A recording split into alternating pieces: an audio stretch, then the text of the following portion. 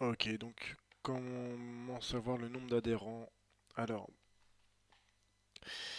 moi je me réfère jamais au nombre d'adhérents qui apparaît sur le logiciel, parce qu'il est souvent tronqué. Il peut y avoir des anciens adhérents que les commerciaux n'ont pas basculé en anciens adhérents. Il peut même y avoir des adhérents qui sont restés prospects, puisque les commerciaux ne sont pas basculés en prospects. L'idéal c'est de savoir combien j'ai encaissé de personnes, par exemple le mois dernier, ce qui me permet de savoir combien j'avais d'adhérents le mois dernier. Pour le mois en cours, c'est compliqué puisque bah, ça va jusqu'au 30 par exemple. Et donc, du coup, je vais avoir que le nombre de personnes que j'ai encaissées jusqu'au 22 et il me reste du coup 8 jours. Donc, je vais dans Manager, échéancier, voilà. Paiement. euh, Moi, je mets prélèvement automatique puisque c'est comme ça qu'on fait les abonnements essentiellement. Alors, si j'ai des paiements en chèque ou en espèces, c'est à la marge. Donc, du coup, je prends vraiment automatique. Donc, je vais prendre le mois dernier. Donc le mois de mai, du 1er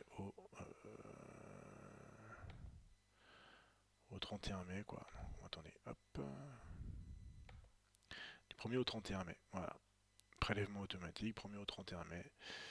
Euh, je filtre. Je prends que ce qui a été encaissé, bien sûr. Le reste, j'applique les modifications. Et je suis à 1148 encaissements. Si j'ai eu 1148 adhérents, je le saurai. Total échéance, j'ai encaissé 13 301 euros. Donc j'ouvre mon fichier.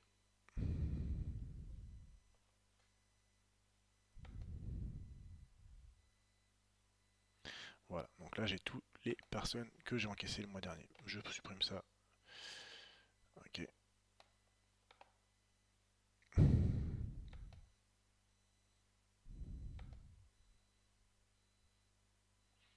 Donc je supprime ça.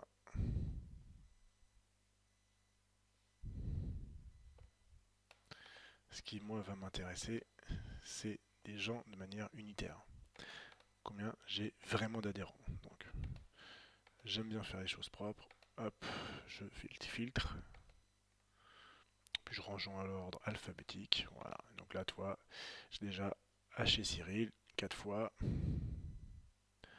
Allez Damien, 1, 2, 3, 5 fois. Maxime, bon, c'est un peu long, un peu fastidieux. Je peux regarder dans mise en forme, règle de surbrillance, valeur en double. Voilà. Et d'un seul coup d'œil, je vois que j'ai quand même des adhérents qui sont prélevés. Bertin Pierre, 1, 2, 3, 4, 5, 6, 7, 8. Bon, il doit payer certainement pour deux personnes. Euh, voilà. Donc maintenant, ce qui m'intéresse, c'est de supprimer tout ça, et pas de manière chronophage, de manière rapide. Donc je sélectionne ma colonne, je vais dans Données, j'efface les doublons. Donc avec cette méthode, on a vu par exemple pour que cette personne, Bachelet Antoine, non, c'était Bertin Pierre, je sais pas où il est, par exemple Beaufils Émiline, je pense qu'elle doit payer pour deux personnes. Voilà, puisque ça représenterait deux abonnements. Et ça peut arriver.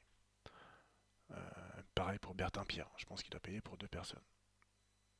Après, je m'arrête pas à ça, c'est pas la majorité, c'est quelques personnes, mais bon. Je sélectionne ma colonne. Et en fait, là, j'ai supprimé les valeurs en double, ou plus du double, quoi. Donc, H et Cyril, vous voyez, allez Damien, je fais OK. Et j'ai plus que 751 valeurs ont été effacées, il en reste 398. H et Cyril, il est là, allez Damien, il est là tout seul. Voilà. Et donc, j'ai 398, c'était écrit à la fin de mon résultat, 398. 398 valeurs. Voilà. Donc le mois dernier, j'avais, on va dire, 400 adhérents. Si je divise par 13, 300, si je divise par le montant que j'ai encaissé, ça fait à peu près 33 euros par adhérent, quoi. Voilà comment déterminer combien on avait d'adhérents le mois dernier. À l'instant T, c'est compliqué puisque, je le répète, souvent les valeurs sont pas bien enregistrées dans le logiciel. Donc à refaire au propre.